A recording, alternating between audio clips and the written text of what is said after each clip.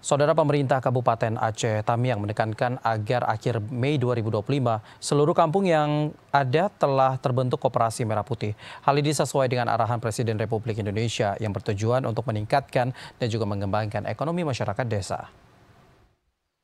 Berbagai upaya terus dilakukan Presiden Republik Indonesia Prabowo Subianto dan Wakil Presiden Gibran Rakabuming Raka untuk meningkatkan kesejahteraan masyarakat di desa. Salah satu upaya yang sedang digagas yakni pembentukan koperasi merah putih di setiap desa yang ada. Hal ini ditekankan Bupati Aceh Tamiang kepada 216 datuk penghulu agar akhir Mei tahun 2025 sudah terbentuk koperasi merah putih. Menurut Bupati, koperasi merupakan wadah yang cukup penting untuk membantu masyarakat dalam meningkatkan perekonomian di semua bidang, mulai dari sektor pertanian, perkebunan, perikanan, hingga sektor ekonomi kreatif yang memiliki potensi untuk berkembang. Oleh karena itu, Bupati menekankan agar program nasional ini dapat segera dimusyawarahkan di akhir Mei tahun 2025 dan akhir Juni tahun 2025 sudah terbentuk badan hukum koperasinya.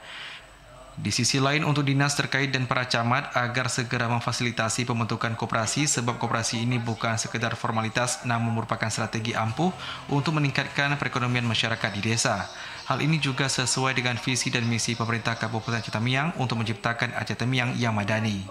Tadi saya sampaikan pada saat sosialisasi kepada seluruh perangkat kampung, kepada seluruh datuk penghulu yang ada di Kabupaten Aceh Tamiang, sebanyak 216 desa, bahwa untuk pembentukan koperasi Desa Merah Putih ini, saya minta pada akhir bulan ini, 31 Mei, Bupati berharap agar kehadiran koperasi ini dapat membantu masyarakat untuk tumbuh dan berkembang melalui berbagai usaha di semua sektor ekonomi yang berpotensi untuk berkembang dan mensejahterakan masyarakat.